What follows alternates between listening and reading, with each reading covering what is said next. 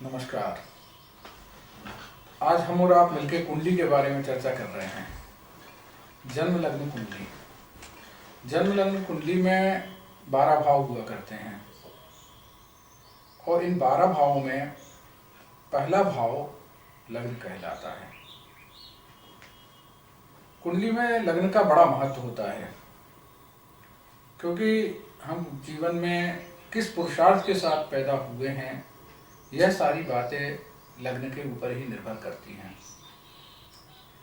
दूसरा भाव कुंडली में धन भाव कहलाता है। विशेषकर जो पैतृक धन हुआ करता है, जो कौटुंबिक धन हुआ करता है, जो हमें पूर्वजों से प्राप्त धन मिला करता है, इसके अलावा वाणी का विचार इस भाव से किया जाता है। तीसरा भाव पराक्रम भाव कहलाता है।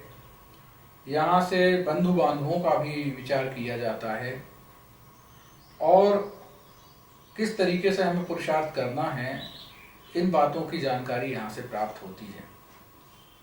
चौथा भाव सुख भाव कहलाता है।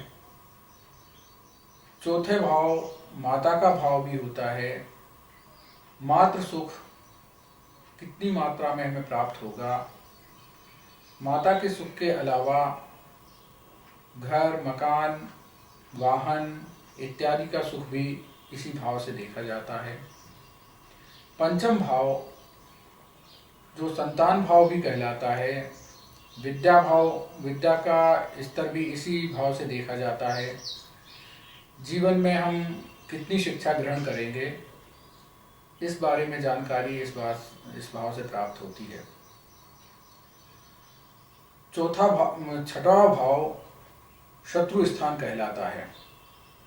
यहाँ से हमें विरोधियों के बारे में जानकारी प्राप्त होती है कि किनसे हमारे वैचारिक मतभेद रहेंगे, किनसे हमारी शत्रुता रहेगी, यह बात इस भाव से ज्ञात होता है। सप्तम भाव पत्नी का भाव कहलाता है और इस भाव से पत्नी कैसी होगी, पत्नी सुख होगा या नहीं होगा, पत्नी से पटेगी या नहीं पटेगी, इन सारी बातों की जानकारी प्राप्त होती है। अष्टम भाव मृत्यु स्थान कहलाता है।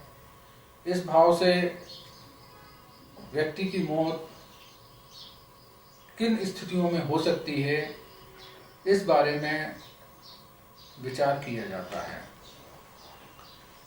नवम भाव भाग्य स्थान कहलाता है। भाग्य के द्वारा हमें क्या प्राप्त होगा, यह इस भाव से ज्ञात होता है। दशम भाव कर्म स्थान कहलाता है। जीवन में किस तरीके का हम पुरुषार्थ करेंगे, किस तरीके की काम करेंगे जीविकोपार्जन के लिए, यह सारी बातें दशम भाव से प्राप्त होती हैं। एकादश भाव आय स्थान कहलाता है।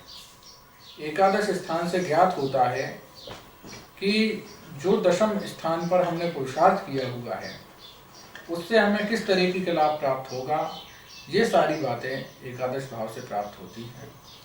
द्वादश भाव मोक्ष का भाव होता है। यह हमें बतलाता है कि मृत्यु के बाद की स्थिति क्या होगी, हमें मोक्ष प्राप्त होगा अथवा हम यूं ही भटकते रहेंगे, इन बातों की जानकारी द्वादश भाव से होती है।